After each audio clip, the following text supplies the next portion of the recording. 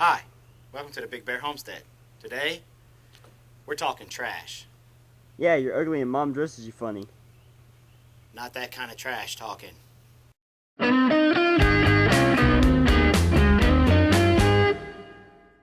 Trash on a homestead. Everybody's got trash. And I'm talking about the hardcore trash. Everybody knows that if you're in this lifestyle or getting into this lifestyle, everybody knows that your food wastes and stuff like that go either to pigs or to compost. No brainer there. We all know that. I'm talking about, what do you do with junk mail?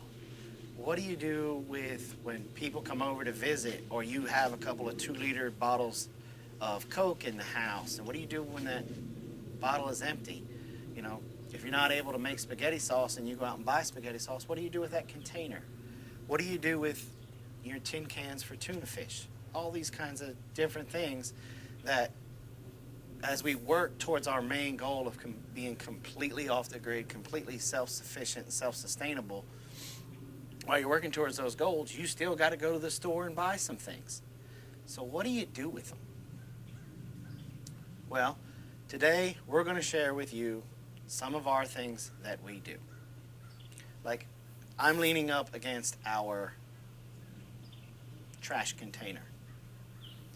We've started to live by the theory of the reduce, reuse, recycle, the whole green motto thing. With that mindset, we have 3 containers, and we'll go in for a close-up here. We've got 3 containers inside our trash bin. One is for paper, one is for plastics, and one is for metal. Any type of tin, aluminum cans, anything like that. We have those set up in there, and we also have our slop bucket down on the shelf down in there. And what this bin does for us is, when we bring the slop out, we keep the slop outside. The raccoons, possums, cats, critters can't get into it. It's locked inside this container until it's time to go out in the morning and feed the pigs. Now, some of the things that we do with our plastic bottles, with your 2-liter bottle, for instance, it's food grade plastic. You can store beans, seeds, rice, sugar, flour, anything like that. You can store them in here, close it up, put it up on the shelf, and it'll keep for a while. Another thing that you can do with 2-liter bottles or your ragu containers is you can make a bird feeder out of them. You take some 550 cord, a stick, punch a hole in it, fill it up with some bird seed, and bam, you got a bird feeder. Your 2-liter bottles, you can take and turn them into self-watering containers. We like to take them because we like to try to get our vegetables in as early as we can. We use them as galoshes. Boom. Report of a late frost coming in, you run out with them, don't put them in there. They can also be used if you homeschool for PE class. If it's raining, they make great bowling pins. Set them up as bowling pins. So there's things tremendous amount of things that you can do. The bottoms of your 2-liter bottles, you can fill it up with water for your baby chicks, baby turkeys. You can fill it up with water and boom, you got a waterer. All right, now with your junk mail, you shred it.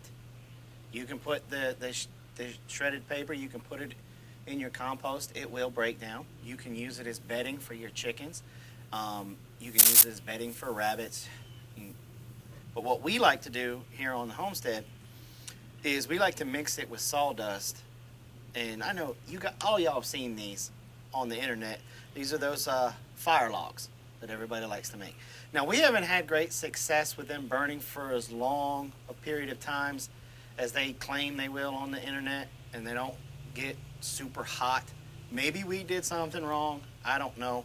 But one of the things that we noticed with them when we started trying to burn them in the fur shed was that it was sure sending a lot of smoke out. So we ended up taking these and breaking them apart and putting them in our smoker for our honeybees. Now, let's transition into metal, aluminum, tin, that kind of things. You can be creative, and I've seen where people have taken aluminum cans and made a solar heater. We haven't attempted any of that yet. Right now, prices for scrap metal and aluminum is halfway decent, and it's starting to rise back up again like it did in '08. So we're literally taking everything, crushing it, bagging it, and we have a trailer full of scrap metal that we have around here, and then when that trailer gets full, we take it off and we get a little bit of a paycheck. Now, it's nothing anybody can live on, but it's stuff, it gives us enough that we can go get this tool, or we can go get this. Just a little added extra benefit of just taking the 30 seconds that it takes to rinse it out and throw it in a separate trash can. The options are really limitless.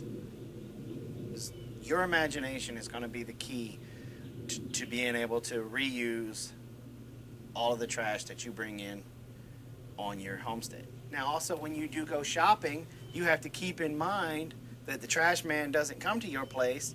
So you have to start looking at things like, okay, let's go ahead and get the reusable bags. That way you're not bringing home all of those plastic bags from Walmart or Kroger or wherever it is you're going grocery shopping. You've got those reusable bags. One of the things that we like to do is the little flip compartment in the wife's Prius, we pack them in there around the spare tire when we go to the store. Boom, pull it out. Now, you do have to remember to do that. There's times that drives my son crazy because we get close to the checkout line and we're like, crap, and he has to run back out to the car to get them. But it's changing your habits, changing your thinking habits. Once you get to doing that, everything else is golden. Okay, so that's how we do our trash here on the homestead. If you'd like to know more or find out where we got our foundation from, may I make a suggestion? To purchase John Seymour's Self-Sufficient Life and How to Live It, the complete Back to Basics guide, he's got a very good section on here about trash. One of his quotes is that the trash man should never visit the Self-Sufficient Homestead. You guys can get this book off of our website through Amazon, so please check it out. Our website's www.bigbearhomestead.com. So, thanks for coming by today. Give us the old like on Facebook. Don't forget to hit that website. And you guys might want to start to visit that website regularly, because as we said in the last two videos with the pigs and the bees about our podcast, well, we're just about there. We're getting ready to upload our very first podcast sometime this week. So check back regularly. I think you guys would enjoy us. Please subscribe for future updates. And like always, have a nice day.